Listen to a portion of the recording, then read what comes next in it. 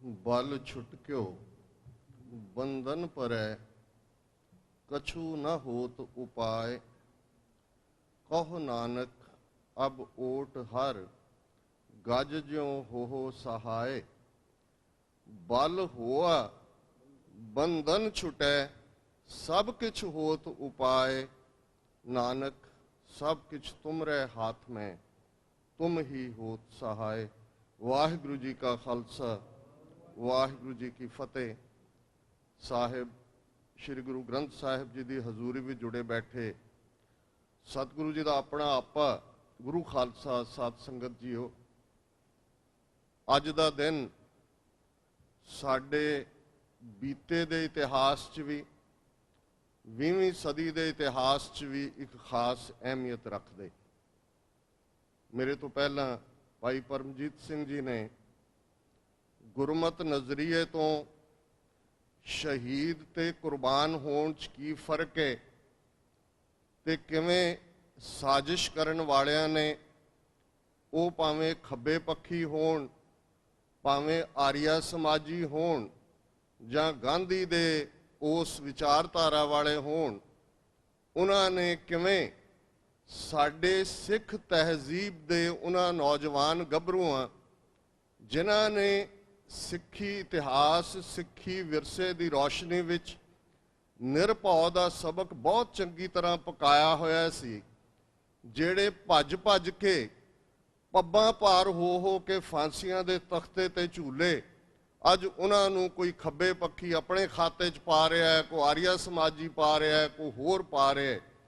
इस दे विच एक गल दा ध्यान रहे, दुश्मन बात करे अनहोनी, दुश्मन अनहोनी कर दे ते असीं भी इस गल वल जरूर ध्यान दईए कि की कारण है कि जदों कोई दूसरा साडे ते वार कर दे उदों सानू समझ आती है कि साडा आ भी जा रहा है वह भी जा रहा है। कल ही थले लंगर हॉल च विचारां चल रही सन, गुरुद्वारा कमेटी दे और होर पतवंदे सिंह बैठे सन, तो मैं उस विचार दे विच भी ये गल कही सी कि बाबा बंदा सिंह बहादुर बहुत वड्डी शख्सियत होए ने साडे इतिहास की। 10वें पातशाह दखण च गए, लभ के उस नूं थापड़ा दे के अमृत की दात दे के ते बंदा सिंह बहादुर नूं पंजाब वल तोरिया। लगभग 8 हफ्ते का इंटरैक्शन है बंदा सिंह बहादुर का 10वें पातशाह दे नाल, ते जो कुछ बंदा सिंह बहादुर ने कर विखाया 1710 वो चापड़ चिड़ी का मैदान जिथे 800 साल का इतिहास बदल के रख दिते। और बदलिया किन्हां ने, जिन्हां दे कोल कोई वड्डियां तोपां नहीं ने, कोई हथियार नहीं ने। हल वाउण वाला अपना हल लैके लोहार दे कोल गया, उन्हें कहा इनू ढाल के तलवार बना दे। तरखाना काम करने वाला अपना जिहड़ा देसी आरी जो उहदे लोहे दे औजार ने वो लैके लोहार दे कोल गया कि इनू तलवार बना दे। 10वें पातशाह का हुक्म आया कि बंदा सिंह नूं असां जथेदार कीता, हथियार बन आए मिलो। पंजाब च गुरु प्यारियां दा प्यार च भिजियां ये रूहां सारियां चापड़ चिड़ी वाल हो जांदियां ने ते सूरज चढ़न तो सूरज डुब्बण तक उस जंग का फैसला हो जाता है। वजीद खां मारिया जाता है, सुच्चानंद नूं आके सरहंद चों सिख काबू करते हैं, सरहंद खालसे दे पैरां च डिगदी है, 800 साल का इतिहास बदल जाता है। तो वो बंदा सिंह बहादुर अपना राज कायम नहीं करता, पहला राज सिख राज, लोकां दा राज, रियल डेमोक्रेसी।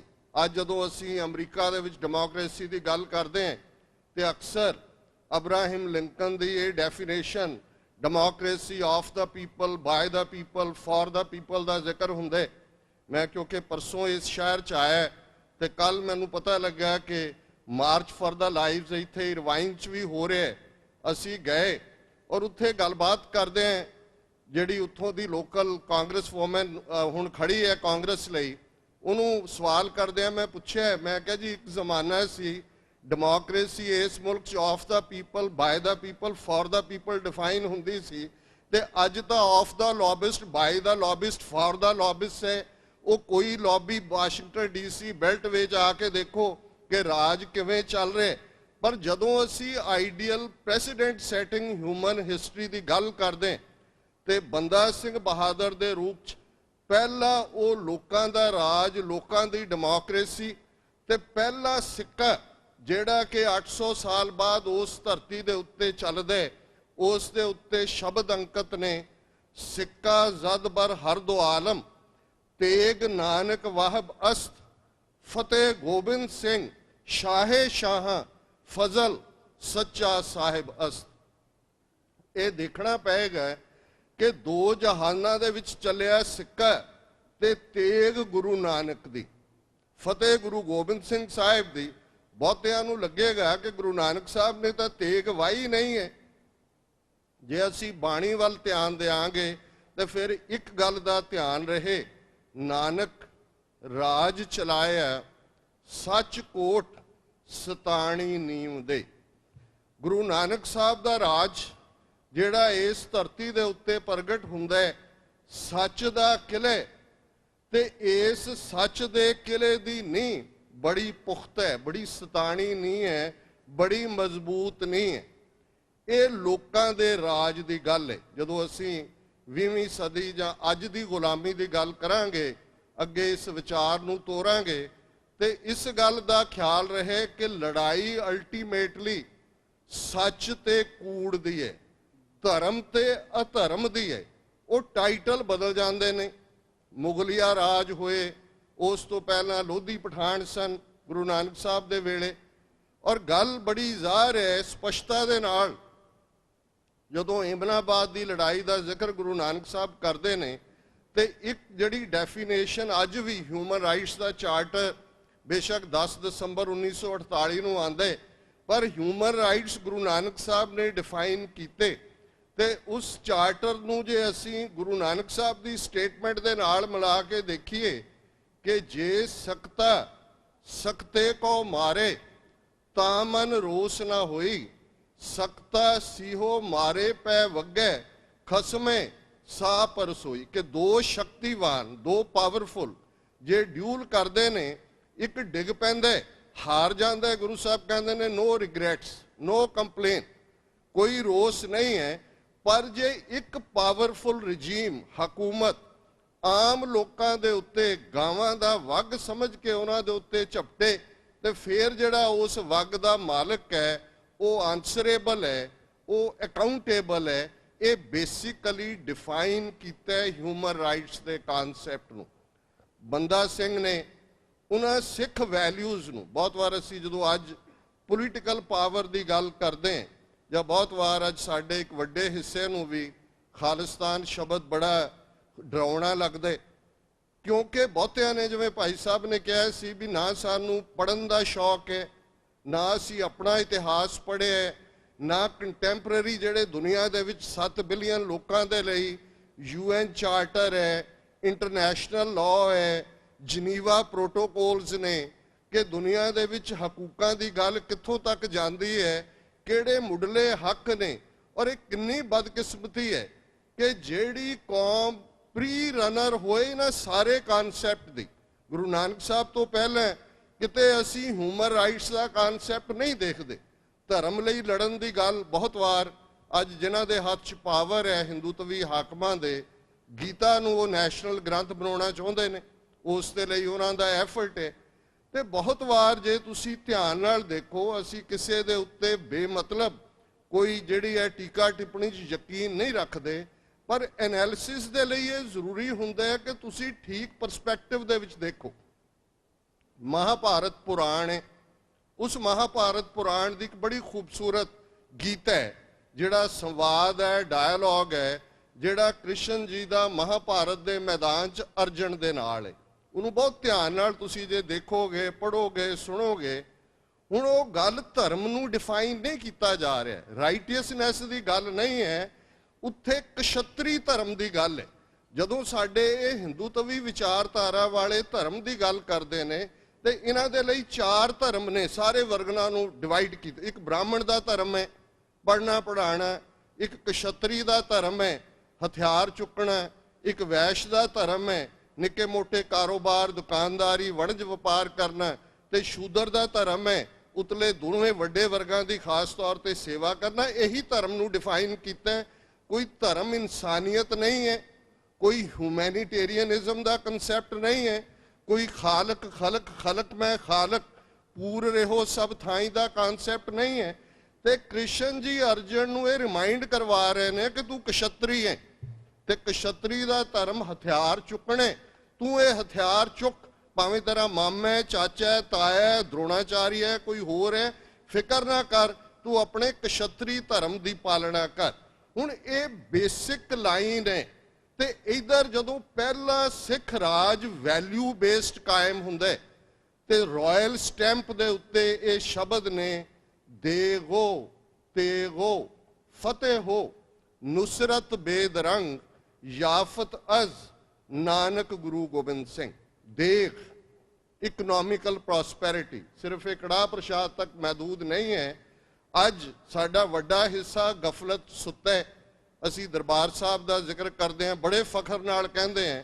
ਨਿਊਯਾਰਕ ਟਾਈਮਜ਼ ਨੇ ਇੱਕ ਸਟੋਰੀ ਕੀਤੀ, ਜਦੋਂ ਬਰਾਕ ਓਬਾਮਾ ਦੇ ਦਰਬਾਰ ਸਾਹਿਬ ਜਾਣ ਦਾ ਪ੍ਰੋਗਰਾਮ ਸੀ। ਇੱਕ ਵੱਖਰੀ ਕਹਾਣੀ ਹੈ ਕਿ ਉਹ ਜਿਹੜਾ ਐਨਕਲੇਵ, ਜਿਹੜੀ ਚਾਣਕਿਆਪੁਰੀ, ਜਿਸ ਦਾ ਨਾਂ ਕੌਟਲਿਆ ਮਾਰਗ ਹੈ, ਜਿੱਥੇ ਅੱਜ ਪਾਲਿਸੀ ਮੇਕਰ ਬੈਠੇ ਨੇ, ਬੜੀ ਖੂਬਸੂਰਤੀ ਨਾਲ ਤੁਸੀਂ ਦੇਖੋਗੇ ਕਿ ਕੌਟਲਿਆ ਚਾਣਕਿਆ ਦਾ ਹੀ ਨਾਂ ਹੈ। ਚਾਣਕਿਆ ਦਾ ਇੱਕ ਨਾਂ ਵਿਸ਼ਨੂੰ ਕੁਮਾਰ ਗੁਪਤਾ ਹੈ। ਤੇ ਅੱਜ ਜਿਨ੍ਹਾਂ ਦੇ ਕੋਲ ਪੋਲੀਟੀਕਲ ਪਾਵਰ ਹੈ, 1 ਬਿਲੀਅਨ 300 ਮਿਲੀਅਨ ਲੋਕਾਂ ਦੀ ਕਿਸਮਤ ਹੈ ਘੜਨ ਦਾ, ਉਹਨਾਂ ਦੇ ਕੋਲ ਪਾਵਰ ਹੈ। ਉਹ ਸੜਕ ਜਿਹੜੀ ਹੈ ਉਸ ਦਾ ਨਾਂ ਕੌਟਲਿਆ ਮਾਰਗ ਹੈ। ਜਿੱਥੇ ਉਹ ਬੈਠੇ ਨੇ ਉਹ ਚਾਣਕਿਆਪੁਰੀ ਹੈ। ਤੇ ਉਹ ਡਿਸਾਈਡ ਕਰਦੇ ਨੇ ਵੀ ਫੇਟ ਕਿਹਦਾ ਕੀ ਹੋਣਾ।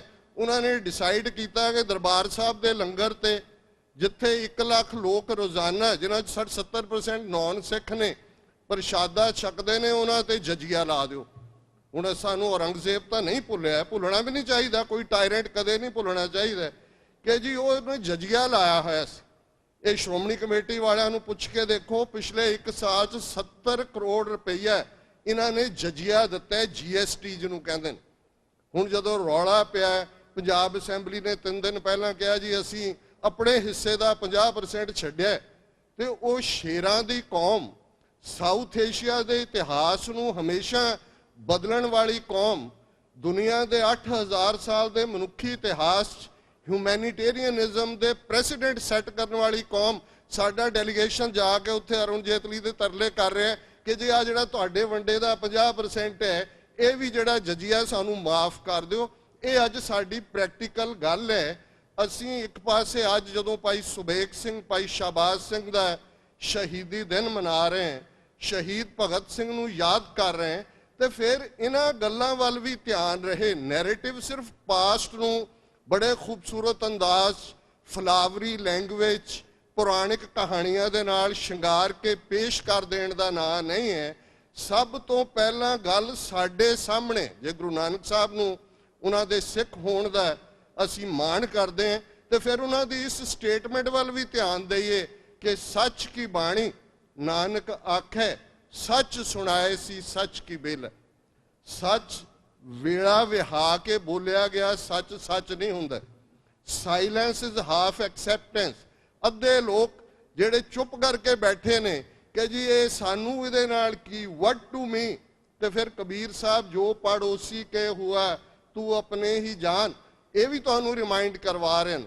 ਔਰ ਇਸ ਗੱਲ ਵੱਲ ਧਿਆਨ ਰਹੇ ਕਿ ਪਹਿਲੀ ਵਾਰ ਸੀ ਕਿ ਉਸ ਧਰਤੀ ਦੇ ਉੱਤੇ ਦੇਗ ਦੀ ਗੱਲ ਹੁੰਦੀ ਹੈ, ਇਕਨੋਮਿਕਲ ਉਸ ਪ੍ਰੋਸਪੈਰਿਟੀ ਦੀ ਗੱਲ ਹੁੰਦੀ ਹੈ, ਤੇ ਤੇਗ ਉਹਦੇ ਨਾਲ ਜੁੜੀ ਹੋਈ ਹੈ।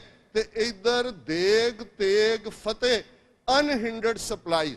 ਅਸੀਂ ਵਿਸ਼ਵਾਸ ਕਰਦੇ ਹਾਂ ਕਿ ਸਾਡੇ ਲੰਗਰ 'ਚ ਕਦੇ ਤੋਟ ਨਹੀਂ ਆਉਂਦੀ, ਔਰ ਇਹ ਗੱਲ ਬਿਲਕੁਲ ਸੱਚੀ ਹੈ। ਬਹੁਤ ਵਾਰ ਅਸੀਂ ਆਪਣੀਆਂ ਖਾਮੀਆਂ ਕਮਜ਼ੋਰੀਆਂ ਨੂੰ ਵੀ ਬਹੁਤ ਬਿਆਨ ਕਰਦੇ ਹਾਂ, ਪਰ ਇਹਦੇ 'ਚ ਕੋਈ ਸ਼ੱਕ ਨਹੀਂ ਕਿ ਸਾਡੀ ਲੰਗਰ ਦੀ ਜਿਹੜੀ ਗੁਰੂ ਨਾਨਕ ਸਾਹਿਬ ਨੇ ਆਪਣੇ ਪਿਤਾ ਤੋਂ ਚਪੇੜਾਂ ਖਾ ਕੇ 20 ਰੁਪਏ ਦਾ ਸੱਚਾ ਸੌਦਾ ਕੀਤਾ ਹੋਇਆ ਹੈ, ਉਹਨੇ ਦੁਨੀਆ ਭਰ ਦੇ ਵਿੱਚ ਸਾਡੇ ਲੰਗਰਾਂ 'ਚ ਤੋਟ ਨਹੀਂ ਆਣ ਦਿੱਤੀ।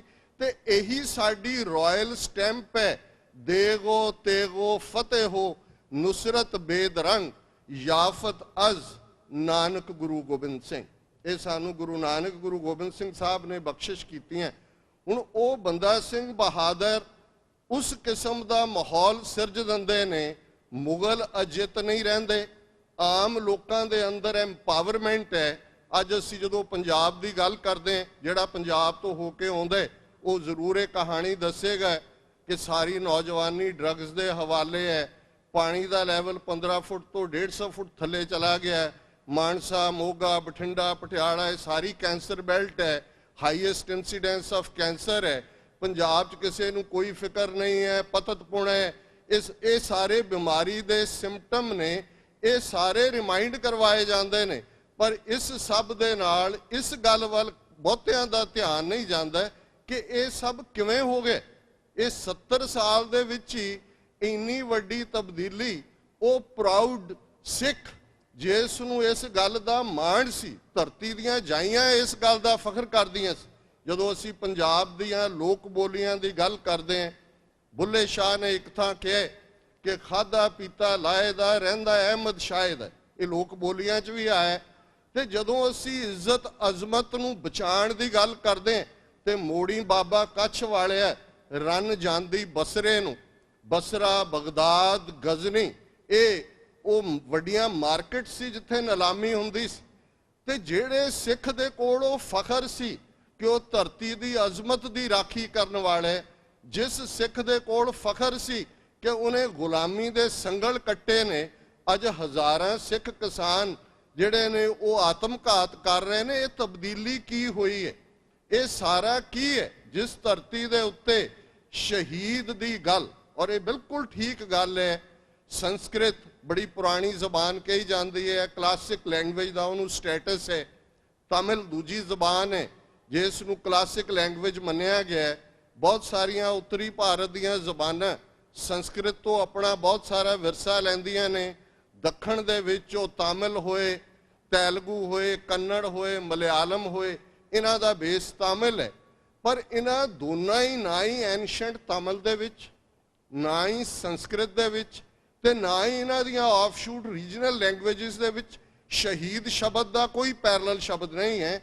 ਸ਼ਹੀਦ ਅਰਬੀ ਦਾ ਸ਼ਬਦ ਹੈ, ਆਇਆ ਅਰੈਬਿਕ ਚੋਂ ਹੈ, ਫਾਰਸੀ ਨੇ ਅਡਾਪਟ ਕੀਤਾ ਹੈ। ਤੇ ਇਹਦੇ 'ਚ ਕੋਈ ਸ਼ੱਕ ਨਹੀਂ, ਇਸਲਾਮ ਦਾ 1450 ਸਾਲ ਦਾ ਇਤਿਹਾਸ ਆਪਣੇ ਲਿਹਾਜ਼ ਨਾਲ ਬਹੁਤ ਵੱਡਾ, ਉਹਨਾਂ ਦੇ ਲਈ ਵੀ ਕੁਰਬਾਨੀਆਂ ਦਾ ਇਤਿਹਾਸ ਹੈ। ਪਰ ਜੇ ਸਾਊਥ ਏਸ਼ੀਆ ਦੇ ਵਿੱਚ ਇਸ ਨੂੰ ਮਾਨੇ ਦਿੱਤੇ, ਕਿਉਂਕਿ ਸ਼ਬਦ ਕੋਈ ਜ਼ਬਾਨ ਉਦੋਂ ਘੜਦੀ ਹੈ ਜਦੋਂ ਉਹਦੀ ਲੋੜ ਪੈਂਦੀ ਹੈ। ਕਿਉਂਕਿ ਇੱਥੇ ਤਾਂ ਕਸ਼ਤਰੀਆ ਧਰਮ ਲਈ ਮਰਨ ਵਾਲਾ ਸੀ, ਕੋਈ ਬ੍ਰਾਹਮਣ ਧਰਮ ਲਈ ਮਰਨ ਵਾਲਾ ਸੀ, ਧਰਮ ਦੇ ਲਈ ਮਰਨ ਵਾਲਾ ਤਾਂ ਹੈ ਹੀ ਕੋਈ ਨਹੀਂ ਸੀ ਜਿਹੜਾ ਇਨਸਾਨੀਅਤ ਦਾ ਕਨਸੈਪਟ ਹੋਏ, ਮੁੱਢਲੀਆਂ ਮਨੁੱਖੀ ਆਜ਼ਾਦੀਆਂ ਦੀ ਗੱਲ ਹੋਏ, ਦੂਸਰਿਆਂ ਦੇ ਹੱਕਾਂ ਦੀ ਗੱਲ ਹੋਏ, ਜਿਹਦੇ ਲਈ ਗੁਰੂ ਤੇਗ ਬਹਾਦਰ ਸਾਹਿਬ ਨੇ ਸ਼ਹਾਦਤ ਦਿੱਤੀ। ਸੋ ਜ਼ਾਹਰ ਹੈ ਕਿ ਸ਼ਹੀਦਾਂ ਦੇ ਸਰਤਾਜ ਗੁਰੂ ਅਰਜਨ ਸਾਹਿਬ ਉਸ ਧਰਤੀ ਦੇ ਉੱਤੇ ਤੱਤੀ ਤਵੀ ਤੇ ਬੈਠ ਕੇ ਸਿਰ ਤੇ ਰੇਤ ਪਵਾ ਕੇ ਤੇ ਤੇਰਾ ਕੀਆ ਮਿੱਠਾ ਲਾਗੇ ਦੇ ਨਾਲ ਇਹ ਦੱਸ ਰਹੇ ਨੇ ਕਿ ਜਿਸ ਰਸਤੇ ਤੇ ਤੁਰਦੇ ਆ, ਜੇ ਹਰਮੰਦਰ ਦਾ ਸਰੋਵਰ ਹੈ, ਐਵੇਂ ਨਹੀਂ। ਪ੍ਰਿੰਸੀਪਲ ਗੰਗਾ ਸਿੰਘ ਜਦੋਂ ਉਸ ਡਾਇਲੌਗ ਨੂੰ ਸਾਈਂ ਮੀਆਂ ਮੀਰ ਦੇ ਨਾਲ ਬਿਆਨ ਕਰਦੇ ਨੇ ਕਿ हे ਮੀਆਂ ਚੁੱਪ ਕਰੋ, ਸ਼ਾਂਤ ਹੋ ਜਾ, ਹਮ ਸ਼ਾਂਤ ਹੈ ਹਰੀ ਨਾਮ ਸੇ, ਕਿ ਉਸ ਰੱਬ ਦੇ ਨਾਂ ਨੇ ਮੈਨੂੰ ਸ਼ਾਂਤ ਕੀਤਾ ਹੋਇਆ। ਪਰ ਉਹ ਸ਼ਹੀਦੀਆਂ ਦੀ ਸਿਰਾਂ ਦੀ ਫਸਲ ਦੇ ਸਿਰਤਾਜ ਨੇ ਜਿਨ੍ਹਾਂ ਪੰਜਾਬ ਦੀ ਫੇਰ ਫਿਜ਼ਾ ਨੂੰ ਆਉਣ ਵਾਲੇ ਸਮੇਂ 'ਚ ਬਦਲਿਆ। ਬੰਦਾ ਸਿੰਘ ਬਹਾਦਰ ਦੇ ਕੰਟੈਕਸਟ ਉਹਨਾਂ ਦੀ ਬਹਾਦਰੀ ਵੀ, ਉਹਨਾਂ ਦੀ ਵਿਜ਼ਨ ਵੀ ਔਰ ਇਕਨੋਮਿਕਲ ਪ੍ਰੋਸਪੈਰਿਟੀ ਦੀ ਗੱਲ ਕਰਦੇ ਹਾਂ। ਜਦੋਂ ਅੱਜ ਅਸੀਂ ਕਿਰਸਾਣੀ ਦੀ ਮੰਦਹਾਲੀ ਦੀ ਗੱਲ ਕੀਤੀ ਹੈ, ਬਹੁਤ ਸਾਰੇ ਵਰਲਡ ਹਿਸਟਰੀ ਦੇ ਸਟੂਡੈਂਟ ਜਾਣਦੇ ਨੇ ਕਿ ਫਰਾਂਸ ਦੇ ਵਿੱਚ ਲੈਂਡ ਰਿਫਾਰਮ ਨੂੰ ਬਹੁਤ ਵੱਡੀ ਗੱਲ ਕਹੀ ਜਾਂਦੀ ਹੈ। ਜਦੋਂ ਉਹਨਾਂ ਨੇ ਆ ਕੇ ਮਹਿਲ ਨੂੰ ਘੇਰ ਲਿਆ, ਕਿਸਾਨ ਨਿਕਲੇ। ਇਹ ਜਾ ਕੇ 1780ਵਿਆਂ 'ਚ ਵਾਪਰਦੇ। ਕਿੰਨਿਆਂ ਕੁ ਨੂੰ ਸਾਡੇ 'ਚੋਂ ਪਤਾ ਹੈ ਕਿ 1710 ਦੇ ਵਿੱਚ ਪਹਿਲਾ ਸਿੱਖ ਰਾਜ ਸਥਾਪਿਤ ਹੋਣ ਤੋਂ ਬਾਅਦ ਰਾਇਲ ਸਟੈਂਪ ਦੇ ਥੱਲੇ ਜਿਹੜੀ ਪਹਿਲੀ ਪ੍ਰੋਕਲੇਮੇਸ਼ਨ ਹੈ, ਜਿਹੜਾ ਪਹਿਲਾ ਆਰਡੀਨੈਂਸ ਹੈ, ਜਿਹੜਾ ਪਹਿਲਾ ਆਰਡਰ ਹੈ, ਉਹ ਇਹ ਹੈ ਜ਼ਮੀਨ ਵਾਹੁਣ ਵਾਲਾ ਜ਼ਮੀਨ ਦਾ ਮਾਲਕ ਹੈ। Tiller of the land is the owner of the land.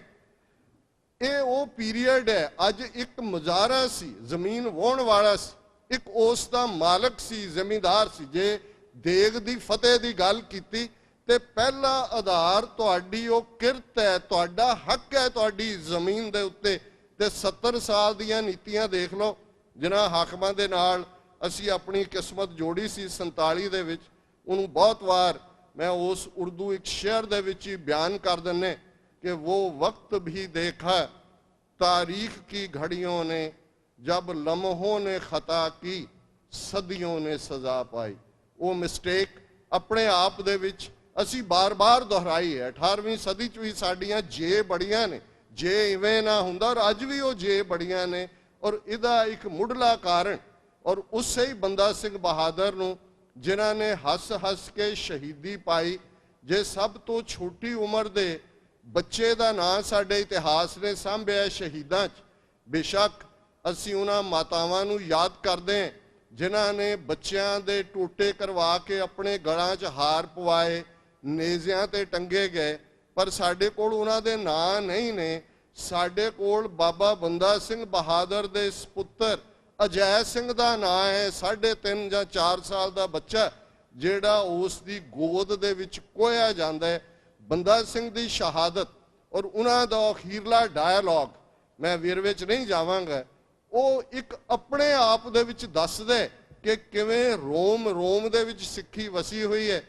ਪਰ ਅਸੀਂ ਉਸ ਪ੍ਰੋਪੇਗੈਂਡੇ ਨੂੰ ਜਿਹੜਾ ਮੁਗਲਾਂ ਨੇ ਡੈਲੀਬਰੇਟਲੀ ਫੈਲਾਇਆ, 22 ਧਾਰ ਦੇ ਪਹਾੜੀ ਰਾਜੇ ਦਾ ਪੇਸ਼ ਹੀ ਰਹੇ, ਅਸੀਂ ਬੰਦਾ ਸਿੰਘ ਬਹਾਦਰ ਨੂੰ ਨਕਾਰ ਦਿੱਤਾ। ਅਸੀਂ ਕਿਹਾ ਜੀ ਇਹ ਗੁਰੂ ਬਣ ਬੈਠੇ, ਇਹਨੇ ਵਿਆਹ ਕਰਾ ਲਿਆ ਜੀ, ਇਹਨੂੰ ਇਹ ਪ੍ਰਣ ਲਿਆ ਸੀ ਗੁਰੂ ਸਾਹਿਬ ਦੇ ਸਾਹਮਣੇ ਮੈਂ ਵਿਆਹ ਨਹੀਂ ਕਰਾਉਣਾ, ਕਰਾਮਾਤਾਂ ਦਿਖਾਉਣ ਲੱਗ ਗਿਆ ਜੀ। ਕੋਈ ਹੋਰ ਇੱਧਰ ਉੱਧਰ ਉਹ ਆਪਣੀਆਂ ਕਮਜ਼ੋਰੀਆਂ ਲੁਕਾਉਣ ਲਈ। ਜਿਵੇਂ ਅੱਜ ਅਸੀਂ ਜਰਨੈਲ ਸਿੰਘ ਖਾਲਸਾ ਪਿੰਡਰਾਂ ਵਾਲਿਆਂ ਨੂੰ ਬਹੁਤ ਵਾਰ ਜਿਹੜੇ ਐਨਮੀ ਦਾ ਪ੍ਰਚਾਰ ਹੈ ਉਹਦੇ ਥੱਲੇ ਇੱਕ ਡਿਫਰੈਂਟ ਪਰਸਪੈਕਟਿਵ ਦੇ ਵਿੱਚ ਦੇਖਦੇ, ਤੇ ਸਾਨੂੰ ਲੱਗਾ ਇਹ ਬੰਦਾ ਸਿੰਘ ਸਾਡਾ ਨਹੀਂ।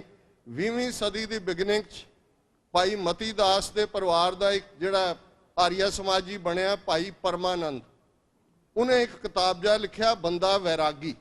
ਉਦੋਂ ਸਾਨੂੰ ਧਿਆਨ ਆਇਆ ਔਰ ਉਹਨੇ ਕਿਹਾ ਜੀ ਇਹ ਤਾਂ ਉਵੇਂ ਹੀ ਡਾਇਲੌਗ ਸੀ ਬੰਦਾ ਵੈਰਾਗੀ ਦਾ, ਜਿਵੇਂ 10ਵੇਂ ਪਾਤਸ਼ਾਹ ਨਾਲ ਜਿਵੇਂ ਅਰਜਨ ਔਰ ਕ੍ਰਿਸ਼ਨ ਦਾ ਸੀ।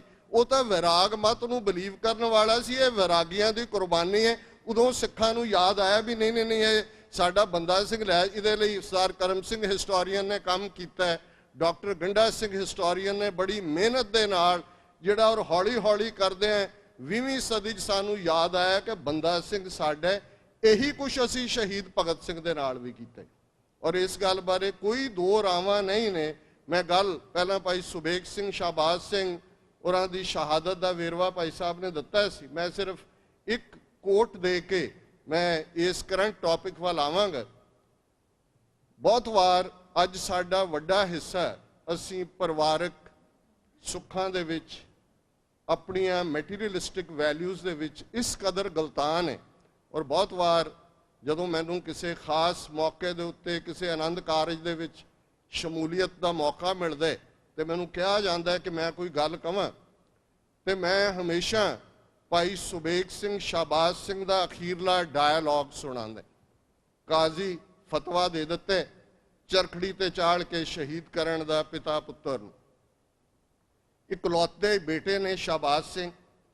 ਕਾਜ਼ੀ ਭਾਈ ਸੁਬੇਗ ਸਿੰਘ ਉਹਨਾਂ ਨੂੰ ਕਹਿੰਦਾ ਕਿ ਤੁਸੀਂ ਤਾਂ ਉਮਰ ਖੱਟ ਲਈ ਖਾ ਲਈ, ਤੁਹਾਡਾ ਇੱਕੋ ਇੱਕ ਪੁੱਤਰ ਹੈ, ਇਸ ਨੂੰ ਕਹੋ ਕਿ ਇਹ ਆਪਣਾ ਧਰਮ ਬਦਲ ਲੈ, ਘੱਟੋ ਘੱਟ ਤੁਹਾਡੀ ਕੁੱਲ ਤਾਂ ਰਹੇਗੀ।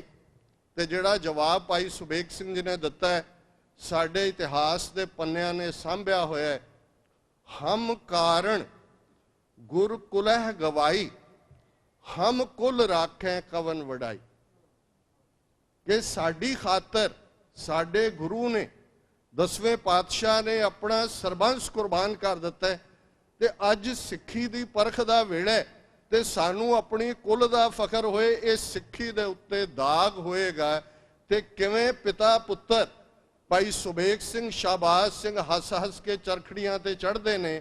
ਅੱਜ ਜਦੋਂ ਅਸੀਂ ਅਰਦਾਸ ਦੇ ਵਿੱਚ ਉਹਨਾਂ ਸ਼ਬਦਾਂ ਦਾ ਦੁਹਰਾ ਕਰਦੇ ਹਾਂ ਤੇ ਘੱਟੋ ਘੱਟ ਇੱਕ ਵਾਰ ਇਸ ਗੱਲ ਵੱਲ ਜ਼ਰੂਰ ਧਿਆਨ ਰਹੇ ਕਿ ਅਸੀਂ ਉਸ ਵਿਰਸੇ ਦੇ ਮਾਲਕ ਹੈ। ਅਰਦਾਸ ਕੋਈ ਰਿਚੁਅਲ ਨਹੀਂ ਹੈ, ਇਹ ਕੋਈ ਰਸਮ ਨਹੀਂ ਹੈ ਜਿਹੜੀ ਸਾਡੇ ਬਜ਼ੁਰਗਾਂ ਨੇ ਯਾਦ ਕਰਵਾਇਆ। ਇਹ ਰਿਮਾਈਂਡਿੰਗ ਸੀ ਸਵੇਰੇ ਤੇ ਸ਼ਾਮ ਕਿ ਜਿਸ ਰਸਤੇ ਤੇ ਤੁਸੀਂ ਤੁਰੇ ਹੋ, ਜਿਸ ਨੂੰ ਬਾਬਾ ਫਰੀਦ ਨੇ, ਉਹ ਬੜੀ ਪਤਲਾ ਰਸਤਾ, ਖੰਨਿਓ ਤਿੱਖੀ ਵਾਲਾ ਰਸਤਾ, ਜਿਸ ਨੂੰ ਗੁਰੂ ਅਮਰਦਾਸ ਜੀ ਨੇ ਯਾਦ ਕਰਵਾਇਆ ਕਿ ਖੰਨਿਓ ਤਿੱਖੀ ਵਾਲੋਂ ਨਿੱਕੀ ਏਤ ਮਾਰਗ ਜਾਣਾ, ਇਸ ਰਸਤੇ ਤੇ ਜਾਣਾ, ਜਿਹਨੂੰ ਗੁਰੂ ਨਾਨਕ ਸਾਹਿਬ ਨੇ ਸ਼ਲੋਕ ਵਾਰਾਂ ਤੇ ਵਧੇਕ ਜਿਹੜੇ ਅਸੀਂ ਪੜ੍ਹਦੇ ਹਾਂ, ਜੋ ਤੋ ਪ੍ਰੇਮ ਖੇਲਨ ਕਾ ਚਾਓ, ਸਿਰ ਧਰ ਤਲੀ ਗਲੀ ਮੇਰੀ ਆਓ, ਇਤ ਮਾਰਗ ਪੈਰ ਧਰੀਜੈ, ਸਿਰ ਦੀਜੈ ਕਾਣ ਨਾ ਕੀਜੈ। ਕਿ ਜੇ ਤੈਨੂੰ ਪਿਆਰ ਦੀ ਖੇਡ ਖੇਡਣ ਦਾ ਸ਼ੌਕ ਹੈ ਤਾਂ ਸਿਰ ਨੂੰ ਤਲੀ ਤੇ ਰੱਖ ਲੈ ਤੇ ਮੇਰੀ ਗਲੀ ਵਿੱਚ ਆ ਜਾ। ਇਸ ਰਸਤੇ ਤੇ ਜਿਸ ਨੇ ਵੀ ਪੈਰ ਪਾਇਆ ਉਹਨੇ ਸਿਰ ਦੇ ਦਿੱਤਾ, ਪਿੱਠ ਨਹੀਂ ਦਿਖਾਈ। ਇਹ ਸਾਡਾ ਰੋਜ਼ਾਨਾ ਦਾ ਇਤਿਹਾਸ ਹੈ, ਦੋ ਵੇਲੇ ਰਿਮਾਈਂਡਰ ਹੈ। ਤੇ ਜਦੋਂ ਫਿਰ ਇਹ ਇਤਿਹਾਸ, ਇਹ ਵਿਰਸਾ ਉਸ ਧਰਤੀ ਦੇ ਉੱਤੇ ਸਿਰਜਿਆ ਗਿਆ, ਇਹ ਇਤਿਹਾਸ 5 ਸਦੀਆਂ ਦੇ ਅੰਦਰ ਬਣਿਆ। ਇਸ ਨੂੰ ਵੱਖਰੀ ਗੱਲ ਹੈ ਕਿ ਕੋਈ ਬੂਟੇ ਸ਼ਾਹ ਲਿਖ ਰਿਹਾ, ਜਾਂ ਕੋਈ ਮੈਕਲੋਇਡ ਲਿਖ ਰਿਹਾ, ਜਾਂ ਕੋਈ ਪਿਸ਼ੌਰਾ ਸਿੰਘ ਲੈ ਗਿਆ, ਜਾਂ ਕੋਈ ਹਰਜੋਤ ਓਬਰਾਏ ਰਹਿ ਗਿਆ। ਅਸੀਂ ਜਿਹੜੇ ਆ ਉਹ ਰਿਐਕਟ ਕਰਨ ਦੇ ਉੱਤੇ ਹੈ, ਕਿਉਂਕਿ ਨਾ ਤਾਂ ਅਸੀਂ ਇਤਿਹਾਸ ਨੂੰ ਸੰਭਾਲਿਆ, ਨਾ ਅਸੀਂ ਆਪਣੇ ਲਰਨਡ ਸਕਾਲਰਸ ਨੂੰ ਕਦੇ ਆਨਰ ਕੀਤਾ। ਸਰਦਾਰ ਕਪੂਰ ਸਿੰਘ ਵਰਗੇ, ਮੈਂ ਉਹਨਾਂ ਦੇ ਅਖੀਰਲੇ ਦਿਨ ਦੇਖੇ ਨੇ, ਉਹ ਆਪਣੇ ਭਰਾ ਦੇ ਕੋਲ, ਗੰਗਾ ਸਿੰਘ ਕੋਲ, 3 ਜਾਮਨ ਉਹਨਾਂ ਦਾ ਨਿਵਾਸ ਸੀ ਜਗਰਾਵੀ, ਔਰ ਮੈਂ ਦੇਖਿਆ ਕਿਸ ਹਾਲ 'ਚ ਉਹ ਰਹੇ ਨੇ।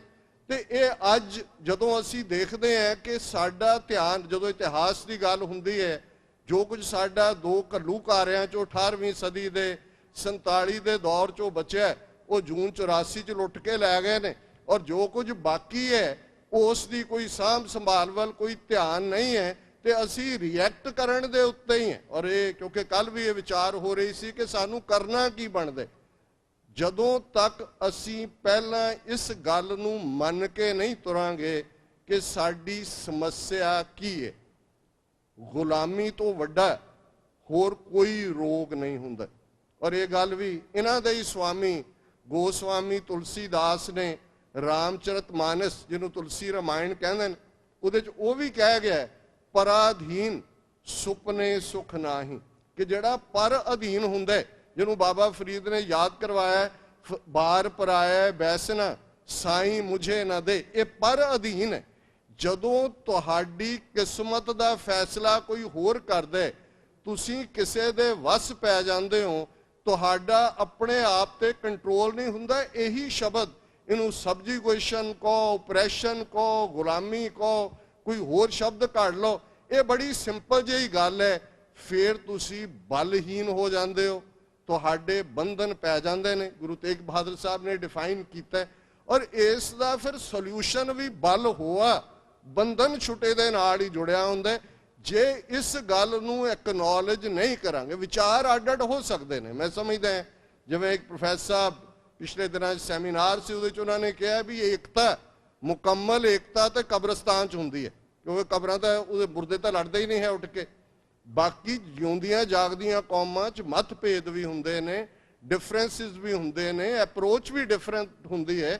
ਜ਼ਰੂਰੀ ਨਹੀਂ ਹੁੰਦਾ ਕਿ ਹਰ ਇੱਕ ਨੇ ਤਲਵਾਰ ਚੁੱਕਣੀ ਹੁੰਦੀ ਹੈ। ਸਾਡੇ ਸਾਹਮਣੇ ਅਨੰਦਪੁਰ ਸਾਹਿਬ ਦਾ ਮਾਡਲ ਹੈ। ਭਾਈ ਕਨਈਆ ਜੀ ਪਾਣੀ ਦੀ ਮਸ਼ਕ ਲੈ ਕੇ ਸੱਜਣ ਤੇ ਦੁਸ਼ਮਣ ਦੋਨਾਂ ਨੂੰ ਸਰਵ ਕਰ ਰਹੇ ਨੇ।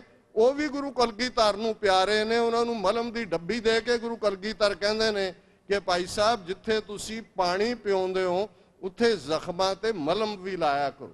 ਭਾਈ ਨੰਦ ਲਾਲ ਦੀ ਕਲਮ ਚੱਲਦੀ ਹੈ, ਉਹ ਜੰਗ 'ਚ ਜੂਝਣ ਦੀ ਆਪਣੀ ਜਿਹੜੀ ਹੈ ਉਹ ਦਿਖਾਉਂਦੇ ਨੇ, ਚਾਹਨਾ ਕਰਦੇ ਨੇ, ਤੇ ਗੁਰੂ ਸਾਹਿਬ ਉਹਨਾਂ ਨੂੰ ਇੱਕ ਹੋਰ ਪੈਨ ਦੇ ਕੇ, ਕਲਮ ਦੇ ਕੇ ਕਹਿੰਦੇ ਨੇ, ਨਹੀਂ ਭਾਈ ਸਾਹਿਬ, ਤੁਸੀਂ ਕਲਮ ਚਲਾਓ, ਤੁਹਾਡੀ ਪਿਆਰ ਨਾਲ ਭਿੱਜੀ ਇਹ ਕਲਮ ਹੀ ਸਾਡੇ ਦਰ ਤੇ ਕਬੂਲ ਹੈ। ਮੈਂ ਸਮਝਦਾ ਵੀ ਅੱਜ ਅਸੀਂ 30 ਮਿਲੀਅਨ ਸਿੱਖ ਕੌਮ ਜਿਹੜੀ ਚੈਲੰਜਸ ਦੇ ਬਾਵਜੂਦ 18ਵੀਂ ਸਦੀ, 19ਵੀਂ ਸਦੀ, 20ਵੀਂ ਸਦੀ, ਔਰ ਇਹ ਗੱਲ ਛੋਟੀ ਨਹੀਂ ਹੈ। ਬਹੁਤ ਵਾਰ ਜਿਵੇਂ ਮੈਂ ਕਿਹਾ ਵੀ ਅਸੀਂ ਕਮਜ਼ੋਰੀਆਂ ਦੀ ਗੱਲ ਕਰਦੇ ਹਾਂ, ਇਹ ਗੱਲ ਕਿਤੇ ਛੋਟੀ ਹੈ ਕਿ ਕਿਆ ਬਾਤ ਹੈ ਕਿ ਹਸਤੀ ਮਿਟਤੀ ਨਹੀਂ ਹਮਾਰੀ। ਕਿ ਇਹਨਾਂ 3 ਸਦੀਆਂ 'ਚ ਪਾਵਰਫੁਲ ਰਜੀਮ, ਮੁਗਲ ਹੋਣ, ਅਫਗਾਨ ਹੋਣ, ਅੰਗਰੇਜ਼ਾਂ ਨੇ ਮਰਸਨਰੀ ਕਰੈਕਟਰ ਬਣਾਇਆ ਬੜੀ ਚਲਾਕੀ ਦੇ ਨਾਲ ਤੇ ਅੱਜ ਦੇ ਹਾਕਮ 17 ਸਾਲਾਂ ਤੋਂ ਜਰਾਇਮ ਪੇਸ਼ਾ ਕੌਮ ਤੋਂ ਸਾਡਾ ਸਫ਼ਰ ਸ਼ੁਰੂ ਹੁੰਦਾ ਹੈ। 10 ਅਕਤੂਬਰ 1947 ਨੂੰ ਜਰਾਇਮ ਪੇਸ਼ਾ ਐਲਾਨਿਆ ਜਾਂਦਾ ਹੈ ਔਰ ਉਹ 47 ਦਾ ਦੌਰ ਜਿਹਦੇ 'ਚ 40% ਸਿੱਖ ਬੇਕਾਰ ਹੁੰਦੇ ਨੇ, 4 ਤੋਂ 5 ਲੱਖ ਮਾਰੇ ਜਾਂਦੇ ਨੇ।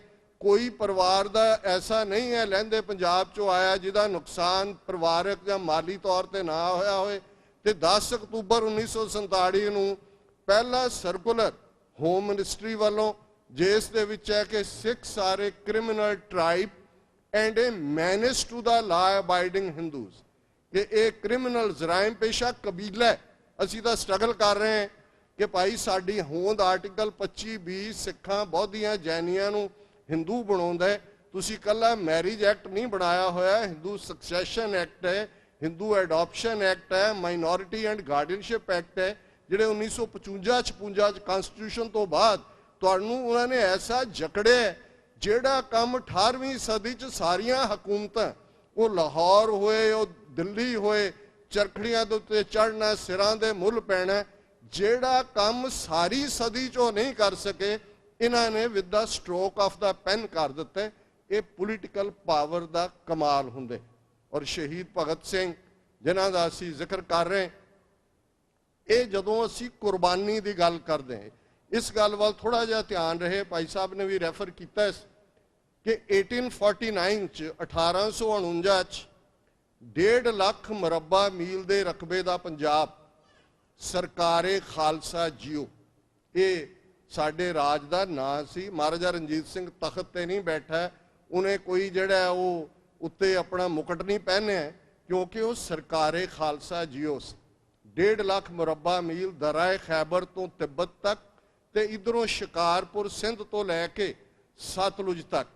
ਔਰ ਉਸ ਸਰਕਾਰੇ ਖਾਲਸਾ ਜੀਓ ਦੇ ਵਿੱਚ ਵੀ ਰਾਇਲ ਸਟੈਂਪ ਉਹੀ ਸੀ ਜਿਹੜੀ ਪਹਿਲੀ ਸਿੱਖ ਰਾਜ ਦੀ ਸੀ, ਦੇਗੋ ਤੇਗੋ ਫਤਿਹ ਹੋ ਨੁਸਰਤ ਬੇਦਰੰਗ ਯਾਫਤ ਅਜ਼ ਨਾਨਕ ਗੁਰੂ ਗੋਬਿੰਦ ਸਿੰਘ। ਜਦੋਂ ਅਸੀਂ ਰੋਲ ਮਾਡਲਸ ਦੀ ਗੱਲ ਕਰਦੇ, ਅੱਜ ਅਮਰੀਕਾ ਦੀਆਂ 50 ਸਟੇਟਾਂ ਚੋਂ, ਜੇ ਮੈਂ ਗਲਤ ਨਾ ਹੋਵਾਂ, 35 ਜਾਂ 36 ਸਟੇਟਾਂ ਦੇ ਵਿੱਚ ਡੈਥ ਸੈਂਟੈਂਸ ਹੈ। ਯੂਰਪੀਅਨ ਯੂਨੀਅਨ ਨੇ ਉਹਨੂੰ ਖਤਮ ਕਰ ਦਿੱਤਾ। ਹੁਣ ਯੂਰਪੀਅਨ ਹਿਸਟੋਰੀਅਨ ਦੇਖਦੇ ਨੇ ਕਿ ਉਹ ਰਾਜ ਜਿਹਦੇ 'ਚ ਉਹ ਏਰੀਆ ਵੀ ਹੈ ਜਿਨ੍ਹਾਂ ਦੇ ਕਬੀਲਿਆਂ ਨੇ, ਉਹ ਅਫਰੀਦੀ ਹੋਣ, ਯੂਸਫਜ਼ਾਈ ਹੋਣ, ਮਸੂਦ ਹੋਣ, ਪਿਛਲੇ 35-40 ਸਾਲ 'ਚ ਸੋਵੀਅਤ ਯੂਨੀਅਨ ਨੂੰ ਹਰਾ ਕੇ ਉੱਥੋਂ ਤੋਰਿਆ, ਅਮਰੀਕਾ ਨੈਟੋ ਦੀਆਂ ਫੋਰਸਿਸ ਡਿਫੀਟ ਹੋ ਕੇ ਉੱਥੋਂ ਕੱਢੀਆਂ ਨੇ, ਉਹਨਾਂ ਦੇ ਅੰਦਰ ਵੀ ਜਿਸ ਕਿਸਮ ਦਾ ਰਾਜ ਭਾਗ ਕਾਇਮ ਕੀਤਾ, ਸਿੱਖ ਰਾਜ ਦੇ ਵਿੱਚ ਸਜ਼ਾਏ ਮੌਤ ਨਹੀਂ ਸੀ, ਡੈਥ ਸੈਂਟੈਂਸ ਨਹੀਂ ਸੀ। ਰੈਵਨਿਊ ਦੇ ਮਾਮਲੇ 'ਚ ਇਹਨਾਂ ਦੀਆਂ ਅੱਖਾਂ ਝੁੰਦਿਆ ਦਿੰਦੀਆਂ ਨੇ ਕਿ ਇਸ ਕਦਰ ਇਹਦੇ ਬਾਵਜੂਦ 2 ਵਾਰ ਫੇਮੀਨ ਹੋਇਆ, ਅਕਾਲ ਪਿਆ ਕਸ਼ਮੀਰ ਦੇ ਵਿੱਚ, ਬੜੀ ਬੁਰੀ ਤਰ੍ਹਾਂ ਅਕਾਲ ਪਿਆ, ਲੋਕ ਭੁੱਖੇ ਨਹੀਂ ਮਰਨ ਦਿੱਤੇ।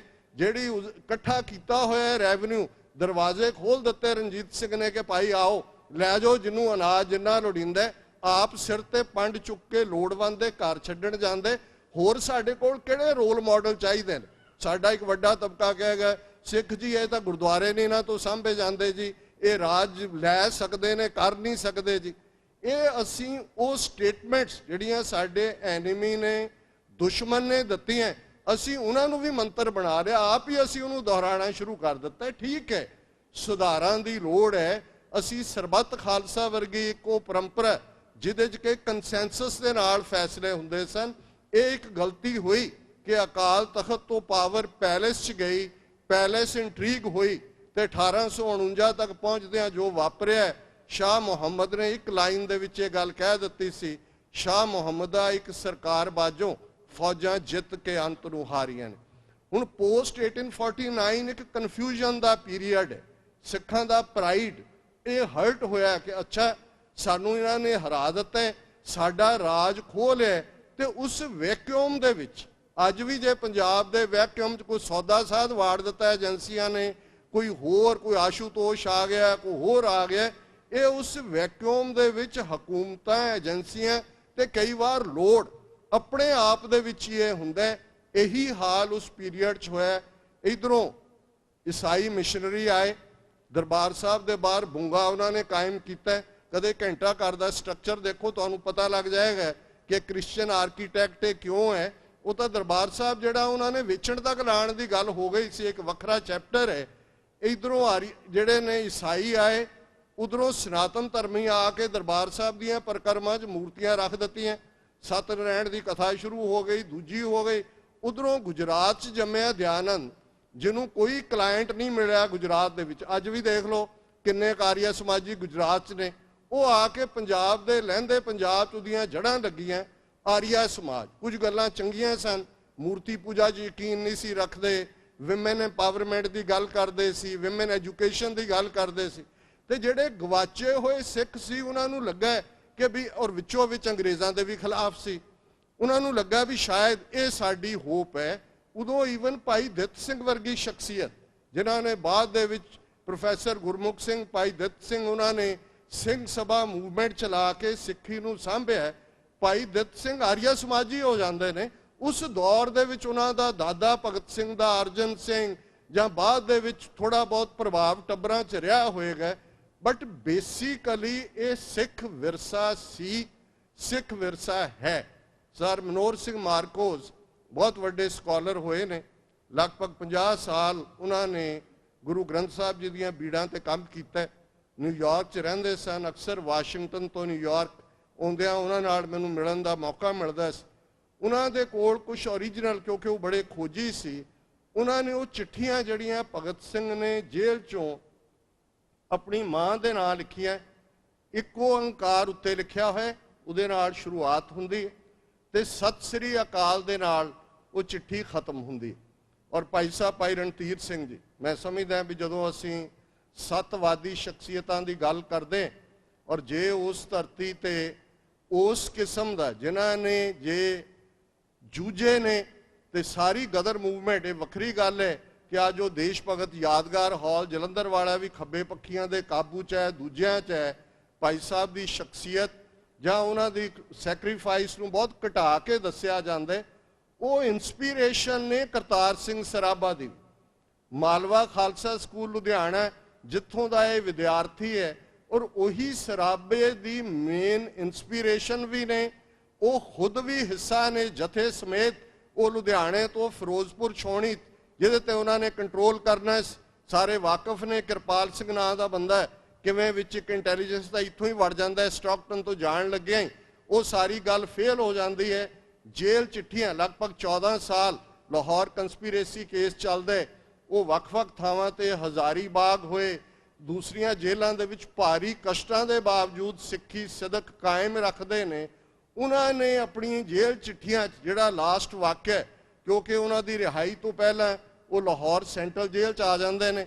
ਭਗਤ ਸਿੰਘ, ਰਾਜਗੁਰੂ ਸੁਖਦੇਵ, ਜਿਨ੍ਹਾਂ ਦੀ ਯੂਨੀਕ ਸ਼ਖਸੀਅਤ ਹੈ, ਮੈਂ ਸਮਝਦਾ ਬੇਸ਼ੱਕ ਸਰਦਾਰ ਕਪੂਰ ਸਿੰਘ ਜਦੋਂ ਸਾਚੀ ਸਾਖੀ 'ਚ ਉਹਨਾਂ ਦਾ ਜ਼ਿਕਰ ਕਰਦੇ ਨੇ, ਖੱਬੇ ਪੱਖੀਆਂ ਨੇ ਇਹਨੂੰ ਵੀ ਇੱਕ ਕਨਫਿਊਜ਼ ਕਰਨ ਦੀ ਕੋਸ਼ਿਸ਼ ਕੀਤੀ।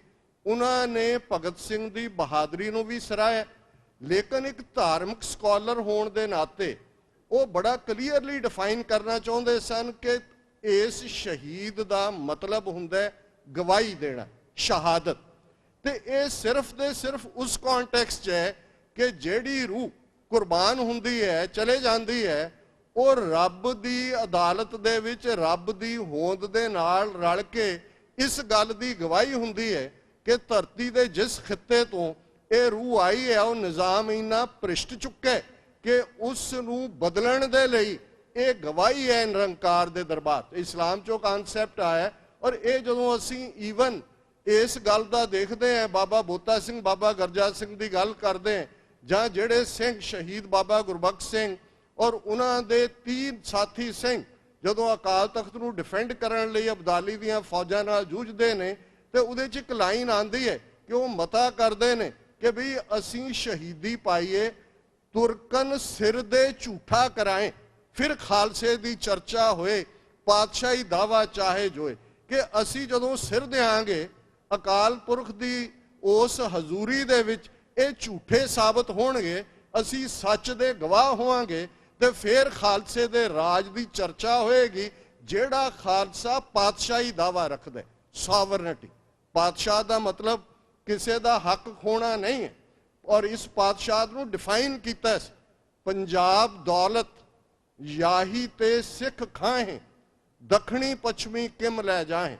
हुण दखण जे शाह मुहम्मद कहंदा है कई कोट चढ़े पूर्वी दखणी जी, अज दिल्ली ते किहਨਾਂ ਦਾ राज है, पूर्वी कौन सन, किवें उन्हां ने पहलां साडा राज गवाण दे विच ਉਹ तेज सिंह होए, लाल सिंह होए, डोगरियां दी धाड़ होए ना भरावां दी, उन्हां ने की कीता।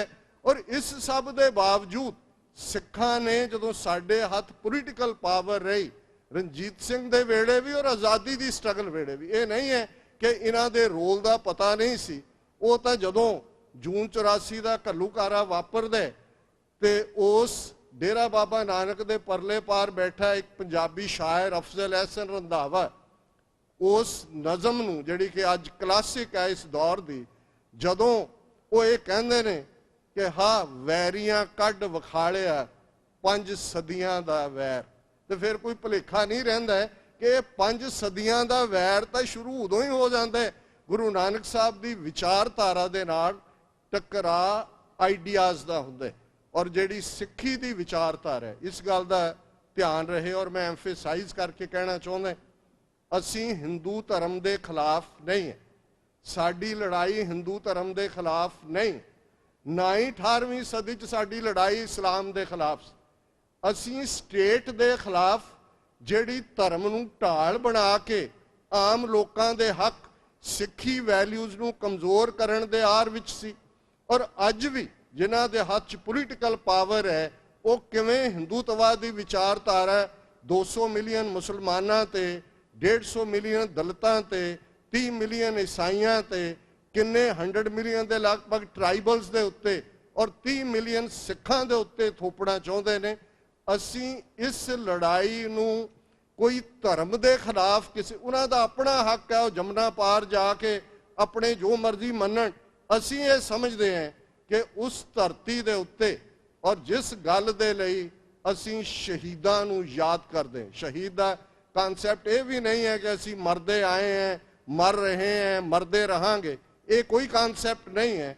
उदा एक पर्व ये वखरी गल है कि नैशनलिज्म की गल, और इस दे लई सिख स्कॉलर्स की अज एक बड़ी चंगी निखरवीं सोच सामने आ रही है कि किवें 19वीं सदी जदों साडा राज जांदा है उधरों आर्य समाजी भी आ जाते हैं, दूजा पंजाब का एक तबका उन्हां दे प्रभाव च पैंदा है, ते बंगाल दे विच चट्टोपाध्याय निकलदा है, आनंद मठ नां दा ओह नावल लिखदा है। पहली बार भारत की जियोग्राफिकल एंटिटी नूं दुर्गा मां, शक्ति मां, वो सारे मदर दे नाल जोड़ के उस जियोग्राफिकल पार्ट नूं जिहड़ा उस स्पिरिचुअलिटी दे नाल जां अध्यात्म दे नाल जोड़न की कोशिश हुंदी है, ते उही भारत मां चलदे चलदे वंदे मातरम बन जाती। जिहड़ा वंदे मातरम है उसे आनंद मठ का एक गीत सी जिहड़ा टैगोर ने अपने ढंग दे नाल लिखिया। और जदों कांग्रेस के जिन्ने इजलास हुंदे सन उहदा मतलब ही है कि हे मां मैं तेरी वंदना करदा। हुण तुसीं सिੱਖੀ नाल इहदे टकराअ दी गल देखो। सर कपूर सिंह कहंदे ने भी पहली गल असीं तां पढ़दे हां गर्दभ प्रीत भस्म संग होए कि गधे नूं प्यार हुंदा है मिट्टी दे नाल, मिट्टी दे विच लो। साडे लई सिद्धांत है, राइटियसनैस है। जे असीं अमरीका च बैठे हैं असीं लॉयल है सिस्टम दे नाल, पर जे कोई गल गलत होएगी असीं इहदे खिलाफ भी खलोवांगे। और ये आर्गूमेंट 47 तो दी एग्जाम्पल तो वधिया कोई नहीं है। जे साडा प्यार सिर्फ मिट्टी तक महदूद हुंदा है, सिੱਖੀ सिद्धांत सानू प्यारे ना हुंदे ते साडी 40% आबादी उत्थों उठ के क्यों आंदी? वो तो साडी सदियां तो साडी धरती। साढ़े 174 इतिहासक गुरुद्वारे उत्थे ने, गुरु नानक साहब दे ननकाना साहब, करतारपुर साहब उत्थे ने। असीं इसलिए आए कि सानू लगदा सी कि इस खित्ते जिन्हां ने साडे नाल इकरार कीते ने, जिवें नेहरू दे फ्लावरी वर्ड ने कि brave six of Punjab will be given a province in the north so that they may also be able to enjoy the glow of freedom. ये फ्लावरी वर्ड्स दे मार ने चाणक्य दे पुत्र। डिस्कवरी ऑफ इंडिया पढ़ो, इहो ਜਿਹੇ flowery words ने। सिखां नूं बड़ा लगा भी ग्लो ऑफ फ्रीडम, एक प्रोविंस, एक सारा। लेकिन सानू ये सी कि असीं अपने धर्म नूं आज़ादाना तौर ते प्रैक्टिस कर सकीए बिना किसी इंटरफेरेंस दे। जदों असीं राजयोग जिन माणियों की गल करते हैं ਮੀਰੀ ਪੀਰੀ ਦੀ ਗੱਲ ਕਰਦੇ ਹਾਂ, ਭਗਤੀ ਸ਼ਕਤੀ ਦੀ ਗੱਲ ਕਰਦੇ ਹਾਂ, ਸੰਤ ਸਿਪਾਹੀ ਦੀ ਗੱਲ ਕਰਦੇ ਹਾਂ, ਤੇ ਇਸ ਦਾ ਆਈਡੀਓਲੋਜੀਕਲ ਬੇਸ ਗੁਰੂ ਨਾਨਕ ਸਾਹਿਬ ਦੀ ਵਿਚਾਰਧਾਰਾ ਹੈ, ਉਹ ਸੱਚ ਦੇ ਕਿਲੇ ਦੀ ਪੁਖਤਾ ਨਹੀਂ ਹੈ। ਔਰ ਇਹ ਜਿਹੜੇ ਪੰਜਾਬ ਦੇ ਗੱਭਰੂ ਜਿਹੜੇ ਕਿ ਬਾਅਦ ਦੇ ਵਿੱਚ 19ਵੀਂ ਸਦੀ ਦੇ ਅਖੀਰ 'ਚ ਤੇ ਫਿਰ 20ਵੀਂ ਸਦੀ ਦੀ ਬਿਗਨਿੰਗ 'ਚ ਉਹ ਇਹਨਾਂ ਸਾਰਿਆਂ ਦੇ ਨੈਸ਼ਨਲਿਸਟਾਂ ਦੀ ਭੇਟ ਚੜੇ। ਕੋਈ ਤਿਲਕ ਆ ਗਿਆ, ਕੋਈ ਗੋਖਲੇ ਆ ਗਿਆ, ਸੇਂਟ ਅਰਵਿੰਦੋ ਆ ਗਿਆ, ਰਵਿੰਦਰਨਾਥ ਟੈਗੋਰ ਆ ਗਿਆ, 20ਵੀਂ ਸਦੀ 'ਚ ਫਰਾਡ ਗਾਂਧੀ ਆ ਗਿਆ। ਇਸ ਸਭ ਦੇ ਮਗਰ ਇੱਕ ਤਬਕੇ ਨੂੰ ਸਾਡੇ ਨੂੰ ਵੀ ਨੈਸ਼ਨਲਿਜ਼ਮ ਦੀ ਪਾਹ ਚੜ ਗਈ। ਪਰ ਜਿੱਥੋਂ ਤੱਕ ਨੌਜਵਾਨੀ ਦਾ ਤਾਲੁਕ ਸੀ ਉਸ ਪੀਰੀਅਡ 'ਚ ਕਰਤਾਰ ਸਿੰਘ ਸਰਾਭਾ ਆਈਡੀਅਲ ਨੇ, ਭਗਤ ਸਿੰਘ ਦੇ ਵੀ ਉਹਨਾਂ ਦੀ ਸਟੱਡੀ ਟੇਬਲ ਦੇ ਉੱਤੇ ਉਹਨਾਂ ਦੀ ਤਸਵੀਰ ਪਈ ਹੁੰਦੀ ਸੀ। ਔਰ ਫਿਰ ਅਸੀਂ ਦੇਖਦੇ ਹਾਂ ਕਿ ਜਦੋਂ ਅਸੀਂ ਇਸ ਸਾਰੇ ਪਾਰਟ ਨੂੰ ਦੇਖਦੇ ਹਾਂ, ਕੱਲ ਦੇ ਟ੍ਰਿਬਿਊਨ 'ਚ ਇੱਕ ਹਿੰਦੂ ਸੱਜਣ ਦਾ ਬੜਾ ਅੱਛਾ ਆਰਟੀਕਲ ਹੈ ਕਿ ਵੈਨ ਇਕਬਾਲ ਸਪੋਰਟਡ ਸ਼ਹੀਦ ਭਗਤ ਸਿੰਘ, ਤੁਸੀਂ ਓਪੀਨੀਅਨ ਸੈਕਸ਼ਨ ਤੇ ਜਾ ਕੇ ਦੇਖੋਗੇ। ਹੁਣ ਜਦੋਂ ਉਹਨਾਂ ਦਾ ਟਰਾਇਲ ਚੱਲਣਾ ਔਰ ਜਦੋਂ ਅਸੀਂ ਅੱਜ ਕਾਂਗਰਸ ਵੀ ਬੜੀ ਉਸ ਲੈਗੇਸੀ ਦੀ ਜਿਹੜੀ ਹੈ ਉਹ ਵਾਰਿਸ ਬਣੀ ਹੋਈ ਹੈ, ਖਟਕਲ ਕਲਾਂ ਜਾ ਕੇ ਮੱਥੇ ਤੇ ਟਿੱਕਾ ਲਾ ਕੇ ਨੱਕ ਰਗੜ ਰਹੇ ਨੇ ਉੱਥੇ। ਪਰ ਉਸ ਪੀਰੀਅਡ 'ਚ ਸਾਰੇ ਦੇਸ਼ ਦੇ ਲੋਕ ਚਾਹੁੰਦੇ ਸਨ, ਭਗਤ ਸਿੰਘ ਨੇ ਸਮਹਾਉ ਹਰ ਇੱਕ ਦੀ ਇਮੈਜੀਨੇਸ਼ਨ ਨੂੰ ਕੈਚ ਕੀਤਾ, ਹਿੰਦੂ ਵੀ ਮੁਸਲਮਾਨ ਵੀ। ਔਰ ਉਹਦਾ ਕਾਰਨ 23 ਸਾਲਾਂ ਦਾ ਗੱਭਰੂ, ਉਹ ਤਾਂ 23 ਮਾਰਚ 1931 ਨੂੰ ਫਾਂਸੀ ਦੇ ਤਖਤੇ ਤੇ ਚੜ੍ਹਦੇ ਨੇ, ਪਰ ਉਹਨਾਂ ਦੀ ਸਟਰੈਂਥ ਸੀ ਜਦੋਂ ਟਰਾਇਲ ਚੱਲਿਆ ਦਿੱਲੀ ਦੇ ਵਿੱਚ, ਅਸੈਂਬਲੀ ਦੇ ਵਿੱਚ ਉਹਨਾਂ ਨੇ ਧੂਏ ਵਾਲੇ ਬੰਬ ਸੁੱਟੇ। ਔਰ ਉਸ ਟਰਾਇਲ ਦੇ ਵਿੱਚ ਭਗਤ ਔਰ ਲਾਹੌਰ 'ਚੋਂ ਮੌਕਾ ਨਹੀਂ ਦਿੱਤਾ ਹਕੂਮਤ ਨੇ, ਕਿਉਂਕਿ ਉਸ ਵੇਲੇ ਲੈਫਟੀਨੈਂਟ ਗਵਰਨਰ ਨੇ ਸਪੈਸ਼ਲ ਆਰਡੀਨੈਂਸ ਜਾਰੀ ਕਰਵਾ ਕੇ ਜਿਹੜੀ ਹੀਅਰਿੰਗ ਹੈ ਉਹਨਾਂ ਨੇ ਕਿਹਾ ਪ੍ਰਾਈਵੇਟ ਹੋਏਗੀ ਔਰ ਉਹਨਾਂ ਦਾ ਮੌਜੂਦ ਹੋਣਾ ਵੀ ਜ਼ਰੂਰੀ ਨਹੀਂ ਹੈ।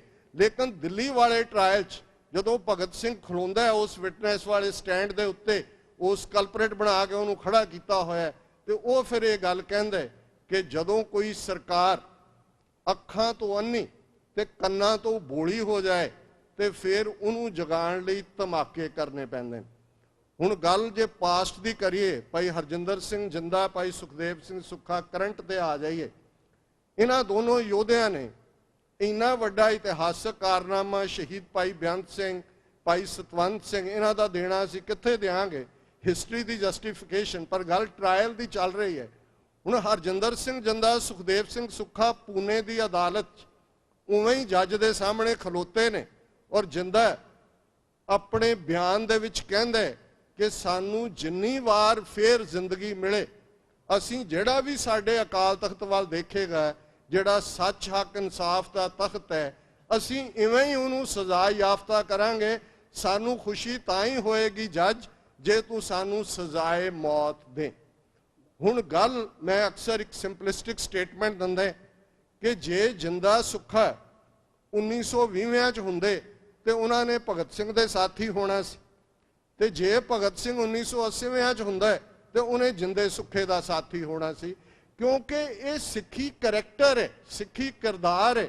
ਸਿੱਖੀ ਦੇ ਅੰਦਰ ਗੁਲਾਮੀ, ਧੱਕਾ, ਜ਼ਬਰ ਇਹ ਸਹਿਣ ਦੀ ਗੱਲ ਨਹੀਂ ਹੈ। ਉਹ ਕਿਸੇ ਪਾਸਿਓਂ ਵੀ ਆਏ, ਕਈ ਵਾਰ ਕਮਜ਼ੋਰੀਆਂ ਵੀ ਆਉਂਦੀਆਂ ਨੇ ਜ਼ਿੰਦਗੀ 'ਚ, ਪਰ ਖਲੋ ਜਾਂਦੇ ਨੇ ਜਦੋਂ ਗੱਲ ਅੰਦਰ ਦੇ ਨਾਲ ਜੁੜਦੀ ਹੈ। ਔਰ ਅਸੀਂ ਤਾਂ ਕੌਮ ਹੀ ਉਹ ਹੈ ਜਿਹੜਾ ਅਸੀਂ ਇਹ ਮੰਨਦੇ ਹਾਂ, ਨਾਨਕ ਨਦਰੀ ਕਰਮੀ ਦਾਤ।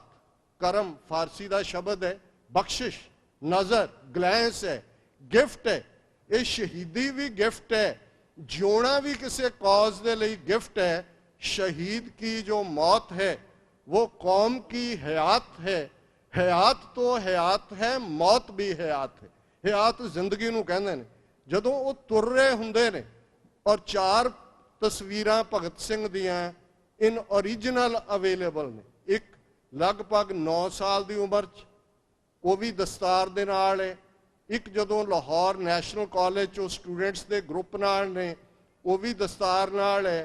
एक जिहड़ी जदों कि किसी होर केस च उन्हां नूं पहलां फड़िया और वो मंजी ते बैठे ने और वो गुरदयाल सिंह ने खिच्ची है, उन्हां दे सिर ते जूड़ा है, पैरां दे विच बेड़ियां ने, वो भी सिੱਖੀ ਸਰੂਪ ਦੇ ਨਾਲ है।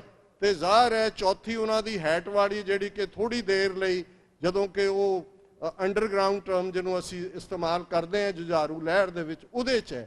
ਲੇਕਿਨ ਤੁਸੀਂ ਪੈਂਚੈਂਟ ਦੇਖੋ ਇਹਨਾਂ ਸਾਰਿਆਂ ਦਾ। ਜੇ ਭਗਤ ਸਿੰਘ ਦਾ ਬੁੱਤ ਪਾਰਲੀਮੈਂਟ ਹਾਲ 'ਚ ਲੱਗਣ ਦੀ ਗੱਲ ਹੁੰਦੀ ਹੈ ਤੇ ਬੰਗਾਲ ਦੇ ਕਮਿਊਨਿਸਟ, ਕਾਂਗਰਸੀ, ਇਹਨਾਂ ਸਾਰਿਆਂ ਦਾ ਜ਼ੋਰ ਲੱਗ ਜਾਂਦਾ ਹੈ ਕਿ ਹੈਟ ਵਾਲਾ ਬੁੱਤ ਲੱਗਣਾ।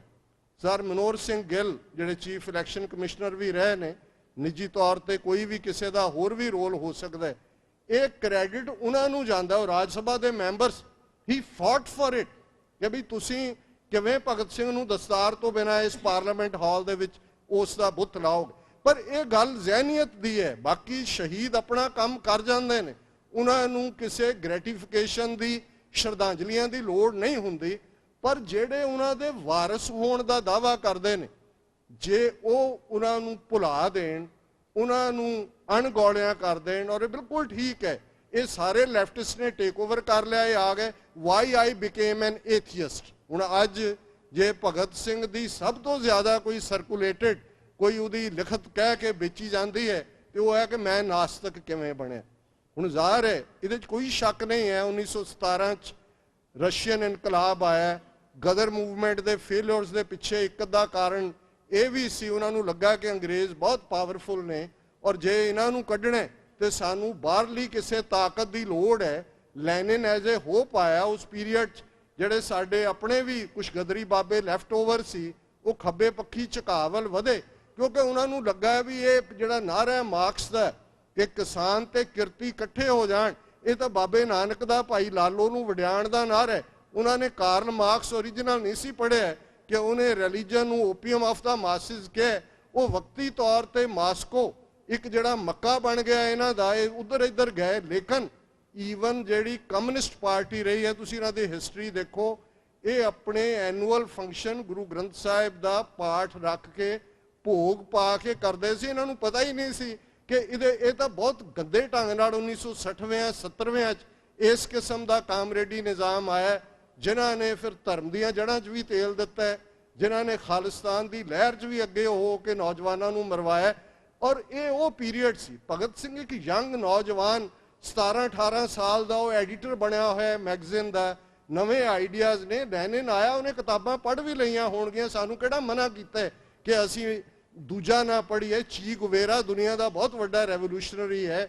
ਜੇ ਤੁਸੀਂ ਨੈਲਸਨ ਮੰਡੇਲਾ ਪੜ੍ਹਦੇ ਹੋ, ਲੌਂਗ ਵਾਕ ਟੂ ਫਰੀडम, ਇਹ ਤੁਹਾਨੂੰ ਪ੍ਰੇਰਨਾ ਮਿਲਦੀਆਂ ਨੇ। ਅਸੀਂ ਹਮੇਸ਼ਾ ਦੇਖਦੇ ਹਾਂ ਕਿ ਕਿੱਥੋਂ ਕੋਈ ਚੀਜ਼ ਜਿਹੜੀ ਸਾਡੀ ਫਰੀडम ਮੂਵਮੈਂਟ ਨੂੰ ਹੈਲਪ ਕਰੇ, ਪਰ ਉਹਨੂੰ ਉਹਦੀਆਂ ਸਿੱਖੀ ਰੂਟਸ ਨਾਲੋਂ ਤੋੜਨਾ, ਉਹਨੂੰ ਆਰੀਆ ਸਮਾਜੀ ਬਣਾ ਦੇਣਾ, ਲੈਫਟਿਸਟ ਬਣਾ ਦੇਣਾ, ਉਹਦੇ 'ਚ ਕਿਤੇ ਨਾ ਕਿਤੇ ਸਾਡਾ ਰੋਲ ਵੀ ਰਿਹਾ।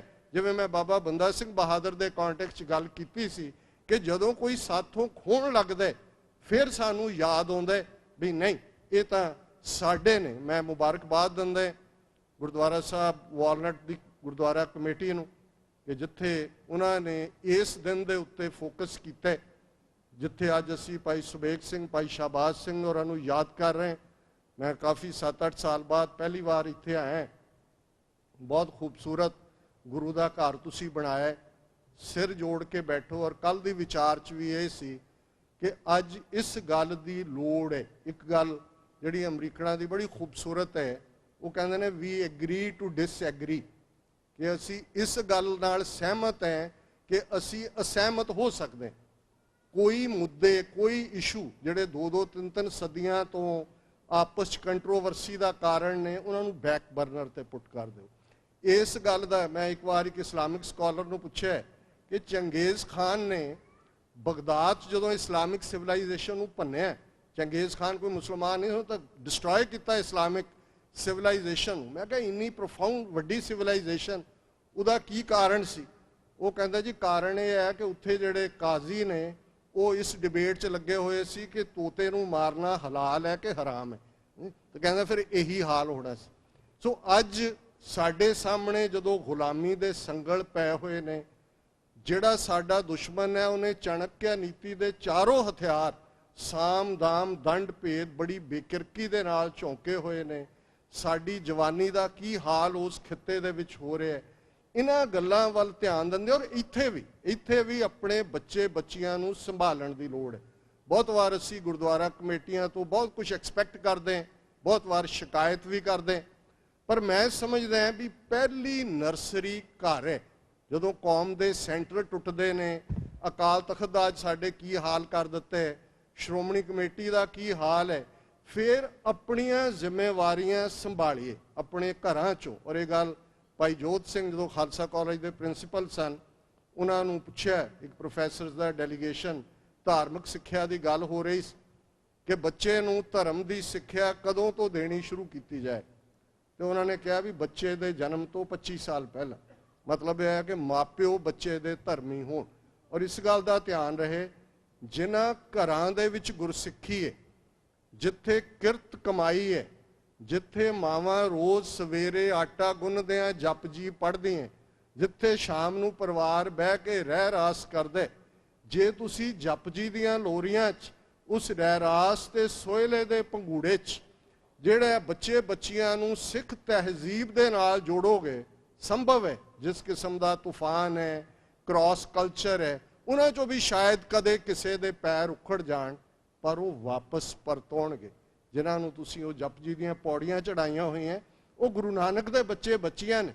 ਔਰ ਇਹ ਬਿਰਧ ਹੈ ਫਿਰ ਗੁਰੂ ਨਾਨਕ ਦਾ। ਅਸੀਂ ਸਾਰੇ ਇਸ ਭਾਵਨਾ ਦੇ ਨਾਲ ਵਿਚਰੀਏ। ਪਿਛਲੇ ਦਿਨਾਂ 'ਚ ਅੱਜ ਦੇ ਸਾਰੇ ਪ੍ਰੋਗਰਾਮ ਨੂੰ TV 84 ਦੀ ਟੀਮ ਕਵਰ ਕਰ ਰਹੀ ਹੈ। ਔਰ TV 84 ਇੱਕ ਚੈਨਲ ਜਿਹੜਾ ਲਗਭਗ 5 ਸਾਲ ਪਹਿਲਾਂ ਅਸੀਂ ਨਿਊਯਾਰਕ ਤੋਂ, ਜਿੱਥੋਂ ਕਿ 35 ਹੋਰ ਚੈਨਲ ਬ੍ਰੌਡਕਾਸਟ ਟੈਲੀਕਾਸਟ ਹੁੰਦੇ ਨੇ, ਇਸ ਦੀ ਸ਼ੁਰੂਆਤ ਕੀਤੀ। ਇਸ ਵੇਲੇ ਟਾਈਮ ਵਾਰਨਰ, ਸਪੈਕਟਰਮ, ਬੈਲ 5 ਤੇ ਤੁਹਾਡੇ ਘਰਾਂ 'ਚ ਬਹੁਤ ਵਾਰੀ ਰੋਕੂ, ਜਾਦੂ ਜਾਂ IP ਬਾਕਸ ਉਹਨਾਂ ਸਾਰਿਆਂ ਤੇ ਹੈ। ਤੇ ਅਸੀਂ 5th ਐਨੀਵਰਸਰੀ ਜਿਹੜੀ ਹੈ ਉਹ ਗਾਲਾ ਨਿਊਯਾਰਕ 'ਚ ਕੀਤਾ। ਤੇ ਅਸੀਂ ਕੀ ਨੋਟ ਸਪੀਕਰ ਡਾਕਟਰ ਇਕਤਦਾਰ ਕਰਾਮਤ ਚੀਮਾ, ਇਹ ਇੰਗਲੈਂਡ 'ਚ ਰਹਿੰਦੇ ਨੇ, UN ਦੇ ਐਡਵਾਈਜ਼ਰ ਨੇ ਹਿਊਮਨ ਰਾਈਟਸ ਦੇ। ਤੇ ਜਦੋਂ ਇਹ ਲੇਟਲੀ UN ਦੇ ਫੇਥ ਬੇਸਡ ਇੱਕ ਸਟੇਟਮੈਂਟ ਆਈ, ਸੋ ਉਹ ਚੇਅਰਮੈਨ ਸੀ ਉਸ ਕਮੇਟੀ ਦੇ। ਔਰ ਉਹਦੇ 'ਚ ਜਿਹੜੀ ਸਟੇਟਮੈਂਟ ਫਾਈਨਲੀ ਧਰਮ ਦੇ ਆਗੂਆਂ ਵੱਲੋਂ ਸੀ, ਉਹਦੇ 'ਚ ਟੋਰਾ ਦੀ ਰੈਫਰੈਂਸ ਸੀ, ਜਿਹੜੀ ਸਕ੍ਰਿਪਚਰ ਹੈ ਇਹਨਾਂ ਦੀ ਯਹੂਦੀਆਂ ਦੀ, ਓਲਡ ਟੈਸਟਾਮੈਂਟ ਉਹਨੂੰ ਕਹਿੰਦੇ ਨੇ, ਬਾਈਬਲ ਦੀ ਸੀ, ਕੁਰਾਨੇ ਮਜੀਦ ਦੀ ਸੀ, ਗੀਤਾ ਸੀ। ਤਾਂ ਉਹਨਾਂ ਨੇ ਕਿਹਾ ਗੁਰੂ ਗ੍ਰੰਥ ਸਾਹਿਬ ਕਿੱਥੇ ਨੇ? ਉਹਨਾਂ ਨੇ ਕਿਹਾ ਵੀ ਮੈਂ ਇਹਨੂੰ ਅਪਰੂਵ ਨਹੀਂ ਕਰਨਾ। ਉਹਨਾਂ ਨੇ ਸੰਪਰਕ ਕੀਤਾ ਸਾਡੇ ਨਾਲ ਵੀ, ਹੋਰ ਸਕਾਲਰਸ ਨਾਲ ਵੀ। 3 ਕੋਟਸ ਗੁਰੂ ਗ੍ਰੰਥ ਸਾਹਿਬ ਦੀਆਂ, ਜਿਸ ਦੇ ਵਿੱਚ ਜਿਵੇਂ ਜਦੋਂ ਅਸੀਂ ਖਾਲਿਸਤਾਨ ਡਿਫਾਈਨ ਕਰਦੇ ਹਾਂ, ਮੈਨੂੰ ਕੋਈ ਪੁੱਛਦਾ ਕੀ ਮਾਡਲ ਹੈ, ਮੈਂ ਕਿਹਾ ਜੀ ਮਾਡਲ ਗੁਰੂ ਅਰਜਨ ਸਾਹਿਬ ਨੇ ਡਿਫਾਈਨ ਕੀਤਾ ਹੋਇਆ ਹੈ ਕਿ ਹੁਣ ਹੁਕਮ ਹੋਆ ਮਿਹਰਬਾਨ ਦਾ, ਪੈ ਕੋਏ ਨਾ ਕਿਸੇ ਰਿੰਝਾਣ ਦਾ, ਸਭ ਸੁਖਾਲੀ ਉਠਿਆ, ਇਹ ਹੋਆ ਹਲੇਮੀ ਰਾਜ ਜਿਉ। ਕਿ ਇਹ ਮਿਹਰਬਾਨ ਦਾ, ਨਿਰੰਕਾਰ ਦਾ ਹੁਕਮ ਹੈ। ਇਟ ਹੈਜ਼ ਬੀਨ ਆਰਡੇਨਡ ਕਿ ਐਸਾ ਸਿਸਟਮ ਪੈ ਕੋਏ ਨਾ ਕਿਸੇ ਰਿੰਝਾਣ ਦਾ, ਜਿੱਥੇ ਕੋਈ ਕਿਸੇ ਨੂੰ ਤੰਗ ਨਾ ਕਰੇ, ਕੋਈ ਕਿਸੇ ਦਾ ਓਪਰੈਸਰ ਨਾ ਹੋਏ, ਸਭ ਸੁਖਾਲੀ ਉਠੀਏ, ਸਾਰੇ ਸੁਖੀ ਵਸਣ, ਬਿਨਾਂ ਜ਼ਾਤ, ਰੰਗ, ਨਸਲ, ਧਰਮ, ਜੈਂਡਰ ਦੇ ਵਿਤਕਰੇ ਦੇ, ਸਾਰਿਆਂ ਨੂੰ ਪਰਸਿਊਟ ਆਫ ਹੈਪੀਨੈਸ ਹੋਏ। ਇਹ ਹੋਆ ਹਲੇਮੀ ਰਾਜ। ਬੇਸ਼ੱਕ ਇਹ ਇੱਕ ਆਈਡੀਅਲ ਸਟੇਟ ਹੈ।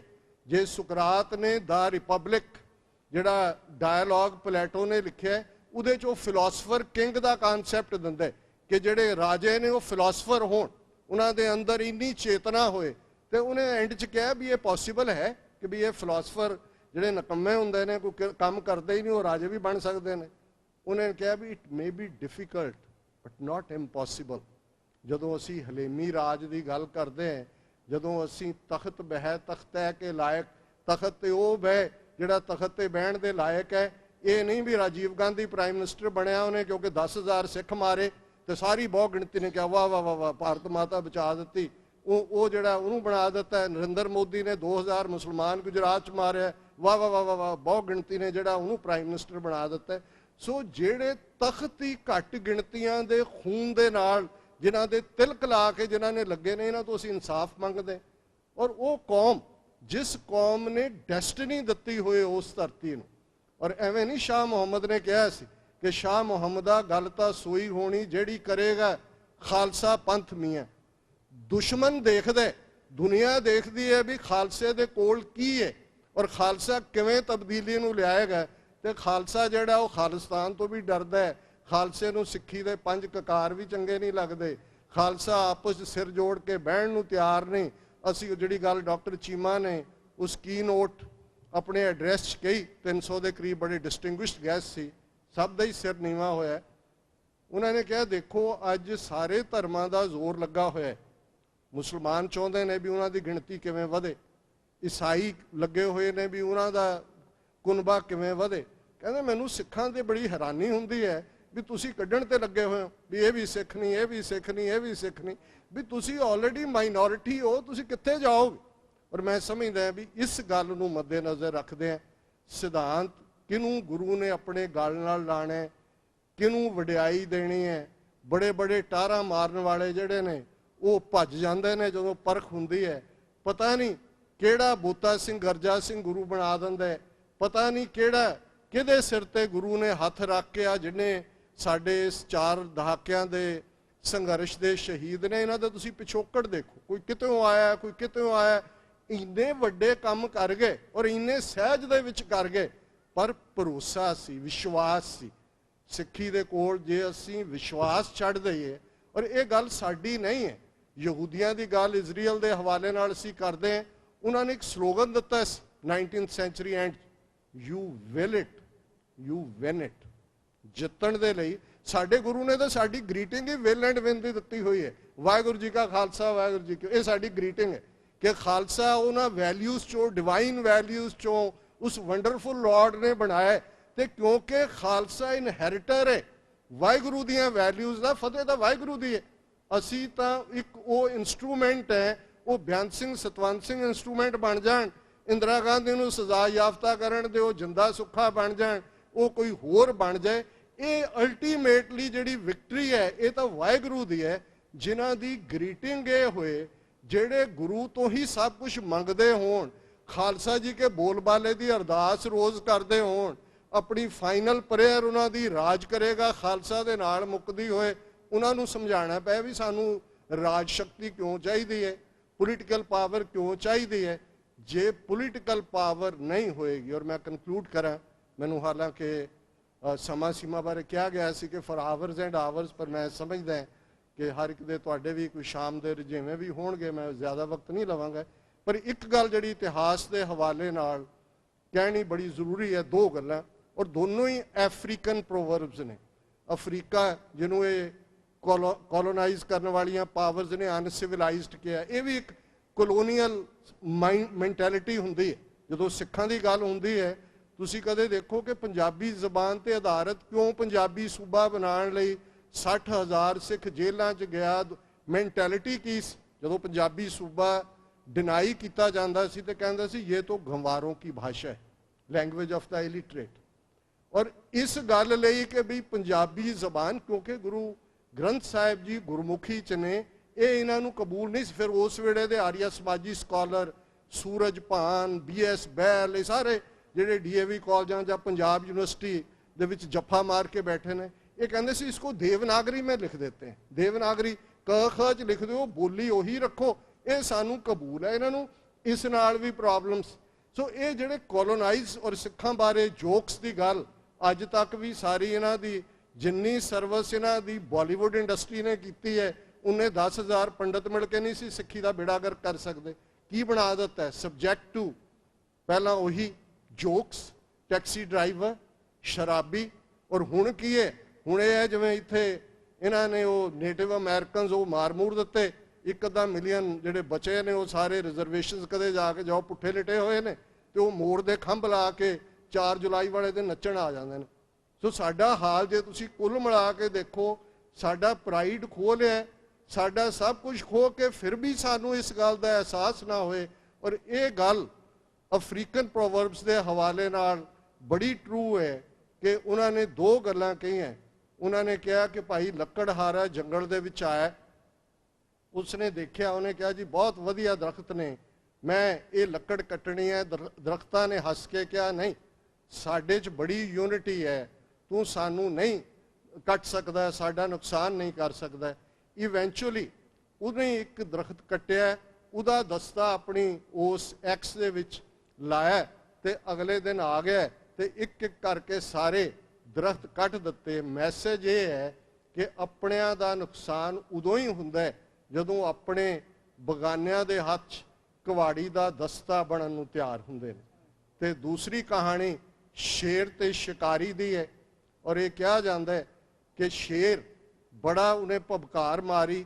ਸ਼ਿਕਾਰੀ ਉੱਚੇ ਮਚਾਨ ਤੇ ਸੀ, ਉਹਦੇ ਕੋਲ ਬੰਦੂਕ ਸੀ, ਉਹਨੇ ਨਿਸ਼ਾਨਾ ਸਾਧਿਆ, ਸ਼ੇਰ ਲੜਿਆ, ਉਹ ਮਚਾਨ ਵੱਲ ਵੀ ਗਿਆ, ਪਰ ਇਵੈਂਚੁਅਲੀ ਗੋਲੀ ਦੇ ਨਾਲ ਉਹ ਮਾਰਿਆ ਗਿਆ।